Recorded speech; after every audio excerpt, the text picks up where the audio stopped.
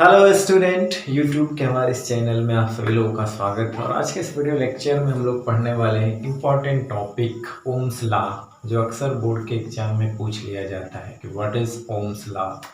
ठीक है ना, या ओम्स लॉ को डिफाइन करिए। ठीक है, तो आज हम लोग एक इम्पॉर्टेंट टॉपिक ओम्स लॉ के बारे में चर्चा करने वाले हैं। ठीक है ना, तो ओम्स लॉ के पहले चर्चा करने के पहले हम कुछ बातों के बारे में जान लेते हैं। जैसे कि अभी हमने पीछे जो है कुछ स्टडी किया था कि जब हम लोग पोटेंशियल डिफरेंस के बारे में या पोटेंशियल के बारे में पढ़ रहे थे, तो खासकर पोटेंशियल डिफरेंस के बारे में, जैसे कि हम लोग जो pressure difference, temperature difference, level difference के बारे में हमने पढ़ा था कि जब पानी के लेवल में डिफरेंस होता है तो पानी हाई लेवल से लो लेवल की ओर आता है।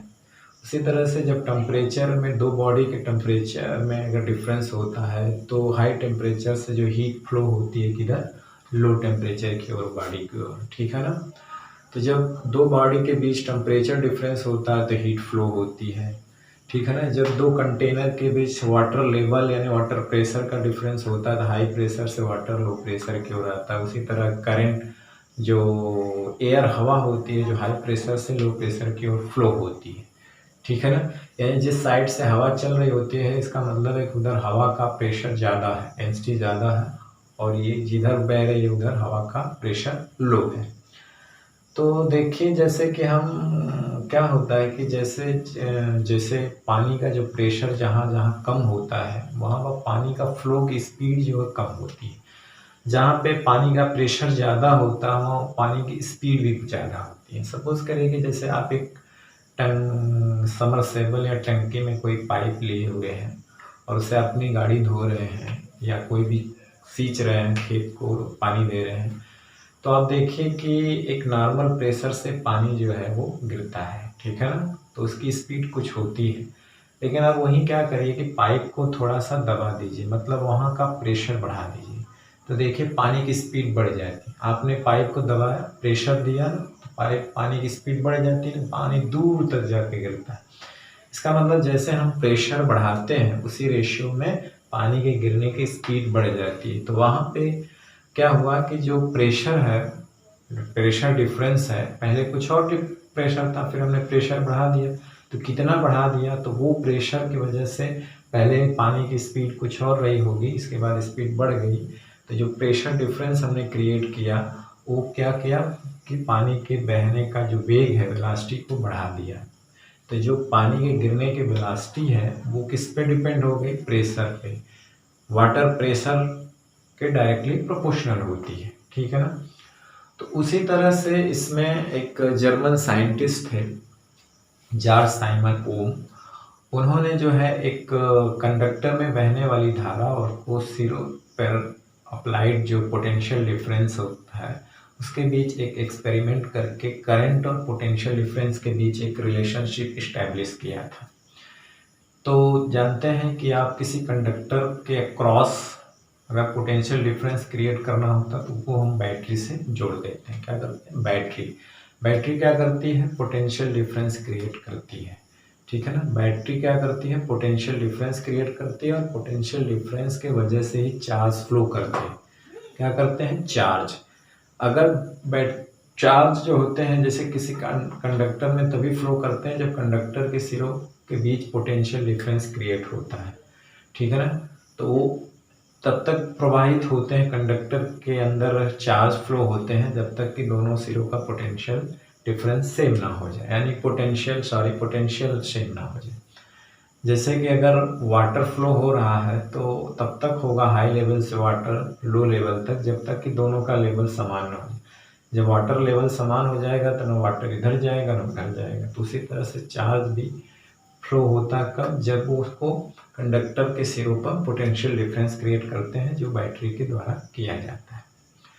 तो उन्होंने क्या किया कि एक बैटरी लिया और एक कंडक्टर के सिरों पर लगा करके उसमें बहने वाली करंट और पोटेंशियल के बीच एक्सपेरिमेंट किया, और उन्होंने पाया कि जो कंडक्टर में बहने वाली करंट है वो जैसे जैसे पोटेंशियल डिफरेंस बढ़ रहा है उसकी वैल्यू उसी रेशियो में बढ़ रही है।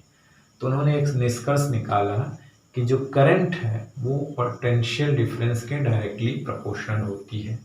तो उसने इस एक्सपेरिमेंट को एक लॉ में कन्वर्ट कर दिया, जिसको उन्हीं के नाम पर ओम्स लॉ कहा जाता है। ठीक है ना, क्या कहा जाता है? Ohm's law.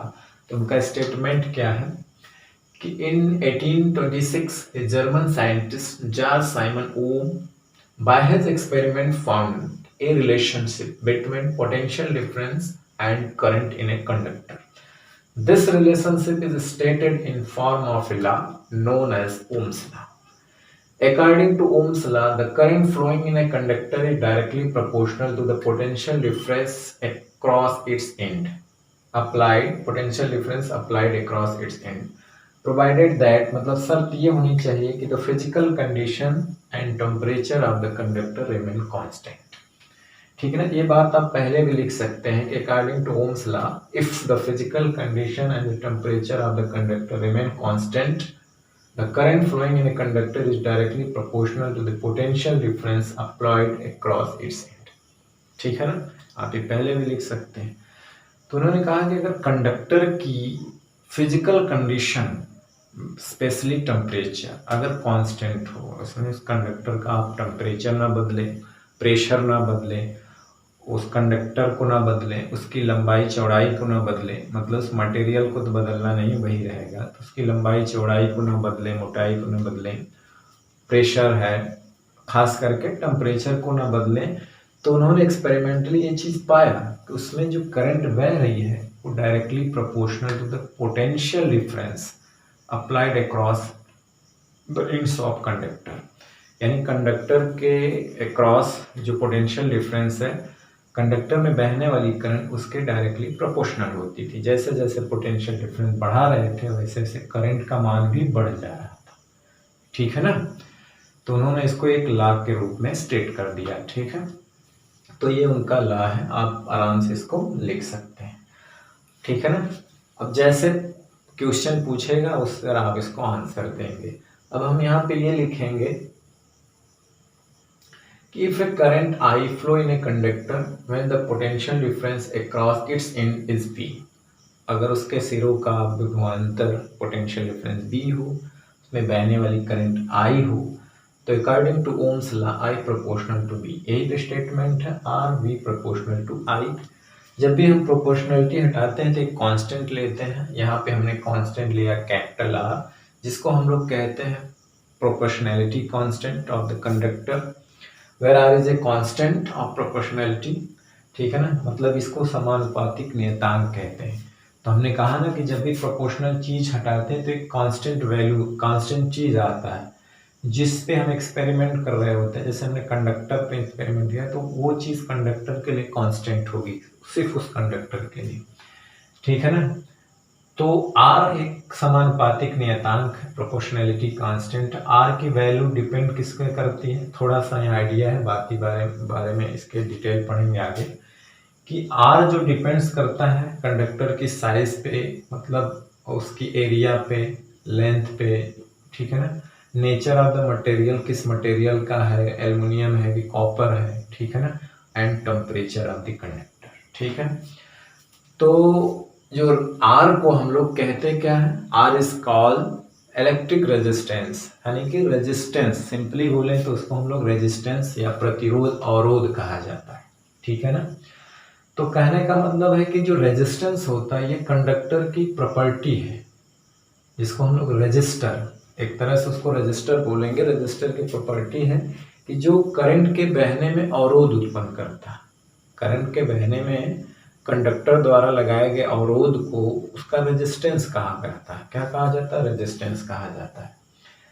ठीक है ना, in fact resistance is the property of a conductor to resist the flow of the charge through it, यानी ये जब चार्ज इससे होकर बहता है तो उसमें अवरोध उत्पन्न करता है। तो इसका डिफिनीशन, हम दो तरह की डिफिनीशन, इसका फार्मूला, इसकी यूनिट और इसके बारे में और भी बातें हम लोग नेक्स्ट वीडियो लेक्चर में लेके आएंगे। तो आज सिर्फ ओम्स लॉ के बारे में है और इसका एक्सपेरिमेंटल वेरिफिकेशन है। तो ये ओम्स लॉ है। ठीक है ना, ओम्स लॉ वेरी सिंपल है, आप इतना ही चीज़ इसमें लिख सकते हैं। ये कोई ज़रूरी नहीं कि आप ऊपर वाला स्टेटमेंट दें, ये सिर्फ इतना लिख सकते हैं, इतना where R is a constant, ठीक है ना। और इसको हम लोग क्या कहते हैं, रेजिस्टेंस ऑफ ए कंडक्टर, ठीक है। तो ये था ओम्स लॉ, जिन्होंने करंट और पोटेंशियल डिफरेंस के बीच एक रिलेशनशिप दिया था, जो उनके नाम पर ओम्स लॉ कहलाया, ठीक है ना।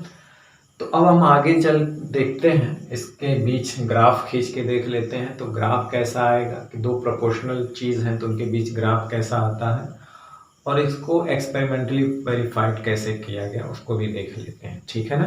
तो ओम्स लॉ को एक्सपेरिमेंटली वेरीफाई करने के लिए उसका जो सर्किट डायग्राम है, सर्किट सेटअप जो है, ठीक है ना, वो आपके ब्लैक बोर्ड पे है। इस तरह का अरेंजमेंट होता है, उसमें एक बैटरी होती है, बैटरी जानते हैं कॉम्बिनेशन ऑफ सेल्स, और बैटरी क्या होती है, पोटेंशियल डिफरेंस क्रिएट करती है जो करंट फ्लो करती है, मतलब करंट का सोर्स ऑफ करंट है।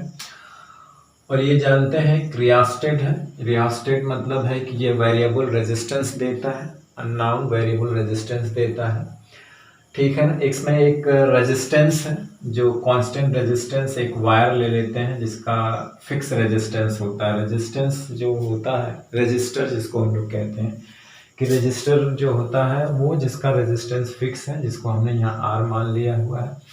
और जानते हैं कि रेजिस्टर जो है उसके सिरों पर कितना पोटेंशियल डिफरेंस है। तो पोटेंशियल डिफरेंस को मेज़र करने के लिए एक वोल्ट मीटर, जो कि हम लोग जानते हैं कि पैरेलल लगाया जाता है। और इस रेजिस्टर में कितनी करंट फ्लो होती है तो हम लोग सीरीज में एक एमीटर लगाते हैं, ठीक है ना। ऐसा आप लोगों ने पढ़ा है, पीछे वीडियो लेक्चर में हमने पढ़ाया है। और वोल्ट मीटर का प्लस साइन बैटरी का जिधर प्लस होता है उधर, और नेगेटिव साइन उधर होता है जिधर बैटरी का नेगेटिव होता है। एक की है, आप एक क्लोज रहेगी तो करंट फ्लो होगा, अगर ओपन रहेगी तो करंट फ्लो नहीं होगा। एक रियास्टेट हमने वेरिएबल रेजिस्टेंस, यानी कि ये रेजिस्टेंस जो है एडजस्ट करेंगे, रेजिस्टेंस का मान घटाएंगे बढ़ाएंगे, उस हिसाब से जो करंट की वैल्यू चेंज होगी, ठीक है ना। अभी ओम्स लॉ के हिसाब से देखा जाए तो इसी एक्सपेरिमेंटल वेरिफिकेशन पे होते हैं कि रेजिस्टेंस का मान जैसे जैसे हम बढ़ाते हैं ना, करंट का मान घटती है, और जैसे जैसे रेजिस्टेंस का मान कम होता है करंट का मान बढ़ता है। तो ये एडजस्ट करंट के मान को घटाने बढ़ाने के लिए है, ठीक है ना। और ये फिक्स रेजिस्टेंस है, ठीक, आर जिसको हम लोग आर कहते हैं, कांस्टेंट है। इसी के सिरों का पोटेंशियल डिफरेंस हमको देखना है, ठीक है ना। इसी के सिरों का पोटेंशियल डिफरेंस हमको बढ़ाना है, ठीक है। तो इसमें क्या है, अब हम इस सर्किट में करंट को चेंज करना है तो किससे करेंगे, रियोस्टेट से करेंगे, ठीक है ना। रियोस्टेट का करंट का मान चेंज करेगा, ठीक है ना। क्या करेगा, करंट का मान चेंज करेगा। इसको इसके ऊपर सरकाएंगे तो यहाँ पे रेजिस्टेंस का मान घटेगा बढ़ेगा, तो उसी रेशियो से करंट का मान भी वेरी होता है, ठीक है ना। करंट का मान क्या होता है, वेरी होता है, ठीक है ना। अब क्या है कि हमने क्या किया कि रियोस्टेट को ऐसा सेट किया कि शुरू में करंट की वैल्यू 0 हो गई, और उस समय हमने करंट की वैल्यू और V की वैल्यू नोट कर लिया कि इसके सिरों पे V की वैल्यू क्या है, ठीक है ना। अभी ओम्स का लॉ हम लोगों ने पढ़ा है कि V बराबर होता है IR, ठीक है ना। तो हमको V और I में रिलेशनशिप चाहिए, ठीक है। R जो है कांस्टेंट होता है, इसलिए हमने R को क्या कर दिया, कांस्टेंट कर दिया है। अब हम यहाँ पे क्या करेंगे, एक्सपेरिमेंटल सेटअप में हम क्या करेंगे कि I की वैल्यू चेंज कर करके V की वैल्यू नोट करेंगे, ठीक है ना। यहाँ पे क्या है, एक्सपेरिमेंट सेटअप में I की वैल्यू चेंज करके V की वैल्यू नोट। अब क्या करना है कि धीरे धीरे जब रियोस्टेट से रेजिस्टेंस की वैल्यू हम लोग घटाते हैं, ठीक है। करंट तो सब में एक ही फ्लो हो रही है, ठीक है, क्योंकि करंट के जाने का मार्ग क्या है, एक ही है। अब धीरे धीरे हम करंट की वैल्यू बढ़ाते हैं, तो करंट की वैल्यू बढ़ाते जाते हैं, और यहाँ पे करंट फ्लो होती है तो V की वैल्यू नोट करते जाते हैं, ठीक है ना। करंट का रीडिंग लेते हैं और V की रीडिंग लेते हैं, 2-3 रीडिंग लेते हैं, तो V के सापेक्ष हम I के सापेक्ष हम V की वैल्यू नोट करते हैं। इसका मान धीरे धीरे बढ़ाते हैं, पहले तो घटाते हैं। पहले तो हमने ऐसा सेट कर दिया था कि I और V दोनों 0 0 पे, ठीक है ना, करंट ही नहीं बहेगी इसमें, तो इसके सिरों का पोटेंशियल डिफरेंस नहीं आएगा। जब तक इसमें करंट नहीं आएगी तब तक पोटेंशियल डिफरेंस पे क्रिएट नहीं होगा, ठीक है ना। अब करंट इसकी वैल्यू को घटाते हैं, ठीक है। अब करंट की वैल्यू को, करंट इसमें बढ़ना शुरू होती है, तो जैसे इसमें करंट गई, हमने V यहाँ से नोट कर लिया, तुरंत वोल्ट मीटर V की वैल्यू बता देगा कि क्या है। फिर हमने क्या किया कि करंट के रेजिस्टेंस को और घटाया, फिर करंट इसमें फ्लो किया, फिर हम उसकी वैल्यू नोट कर ली। इसी तरह से अलग अलग करंट पर V की वैल्यू हमने नोट कर लिया और इनके बीच नोट कर लिया। और हमने देखा क्या कि जब हम V में और I से डिवाइड करते हैं तो एक कांस्टेंट चीज आती है। क्या आती है? कांस्टेंट। हर रीडिंग में हमने V और I पर के रेशियो निकाला, V और I से डिवाइड किया, तो हमें एक कांस्टेंट चीज, हमेशा एक ही चीज मिली, ठीक है ना। तो हमें एक्सपेरिमेंट से ये ओम्स लॉ वेरीफाइड हो जाता है, क्योंकि ओम्स ने ये कहा था कि I प्रोपोर्शनल टू V या V प्रोपोर्शनल टू I, ठीक। तो जैसे जैसे I की वैल्यू इसमें बदलते गए, उसी रेशियो में V की वैल्यू भी क्या हो गई? बदल गई, ठीक है। उसी रेशियो में V की वैल्यू क्या हो गई? बदल गई। तो हमने हर बार देखा कि V और I का अनुपात क्या आया, रेशियो क्या आया, एक कांस्टेंट चीज मिल रहा था, और वो किसके बराबर आ रहा था? इसके। जिस जो कंडक्टर जिस रेजिस्टेंस का लगा था वही वैल्यू बार बार यहाँ पे मिल रही थी। तो इस तरह से जो ओम्स लॉ जो है एक्सपेरिमेंटली वेरीफाइड हो जाता है। अगर हम I और B में ग्राफ खींचें तो एक क्या है, एक सरल रेखा प्राप्त होती है। क्या होती है प्राप्त? एक सरल रेखा प्राप्त होती है, जो एक लाइन प्राप्त होती है जो ओरिजिन से पास होती है। तो जब भी हम दो प्रोपोर्शनल वाली चीज में अगर ग्राफ प्लॉट करते हैं तो हमें एक लाइन, एक रेखा प्राप्त होती है जो क्या है, ओरिजिन से पास होती है, ठीक है ना। तो हमने यहाँ पे एक बार V को x एक्सिस पर लिया और I को y एक्सिस पर लिया, तब भी ग्राफ एक सीधी रेखा आया, और x पे I को लेकर के और y एक्सिस पे V को लेकर के ग्राफ प्लॉट किया तो एक सरल रेखा आई, ठीक है ना, एक स्ट्रेट लाइन आई, ठीक है, एक स्ट्रेट लाइन। तो जब भी दो प्रोपोर्शनल क्वांटिटीज के बीच ग्राफ प्लॉट करते हैं तो हमें एक स्ट्रेट लाइन प्राप्त होती है, जो कहाँ से पास होती है? ओरिजिन से पास। ग्राफ प्लॉट करने के लिए आप जानते हैं कि दो एक्सिस होनी चाहिए परपेंडिकुलर, एक को एक्स एक्सिस जो एक्सिस पैरेलल, और एक होती है वर्टिकल होती है और एक हॉरिजॉन्टल होती है। दोनों जहाँ काटती है इसको हम लोग ओरिजिन कहते हैं, ठीक है ना। अब हम दोनों को बदल बदल के खींचे, एक बार B यहाँ पे लिए, I इस पे ले लिया, फिर I इस पे ले लिया, V इस पे। दोनों बार हमने देखा कि एक स्ट्रेट लाइन मिलती है जो कहाँ से पास हो रही है? ओरिजिन से। तो ग्राफ में हमें एक स्ट्रेट लाइन प्राप्त होती है, और ये ग्राफ से भी जो है इसका वेरिफिकेशन हो जाता है ओम्स लॉ, क्योंकि दो प्रोपोर्शनल चीज़ों में हमेशा ग्राफ क्या आता है? एक स्ट्रेट लाइन ही आता है, ठीक है। तो यहाँ पे हमने करंट को चेंज करके V की वैल्यू नोट किया था ना, यानी कि V करंट पे डिपेंड करता था, और उनका स्टेटमेंट यही था, कहने का मतलब उन्होंने कहा था I प्रोपोर्शनल टू V, तो दोनों का मतलब एक ही है, चाहे V प्रोपोर्शनल टू I चाहे I प्रोपोर्शनल टू V, ठीक। तो यहाँ रियास्टेट क्यों लगा था? रियास्टेट करंट की वैल्यू को चेंज करने के लिए लगा था। ये वेरिएबल रेजिस्टेंस होता है, क्योंकि रेजिस्टेंस के चेंज होने पे करंट की वैल्यू क्या होती है? चेंज होती है, ठीक है ना। और यहाँ पे V की वैल्यू हमें नोट करना था करंट की वैल्यू को चेंज कर करके, तो V की वैल्यू भी उसी रेशियो में चेंज हो जाती है। और यहाँ पे देखिए ये कंडक्टर जो हमने लिया है उसका रेजिस्टेंस क्या है? फिक्स है, ठीक है ना, ये नहीं चेंज करना है, ठीक। तो हमने बार बार करंट और V की वैल्यू में रेशियो में ये डिवाइड करके देखा, तो हमें हर बार एक कांस्टेंट चीज मिल रही थी, और एकदम ये ओम्स लॉ को वेरीफाइड कर दिया, ठीक है ना। तो ये था experimental verification of Ohm's law, ठीक।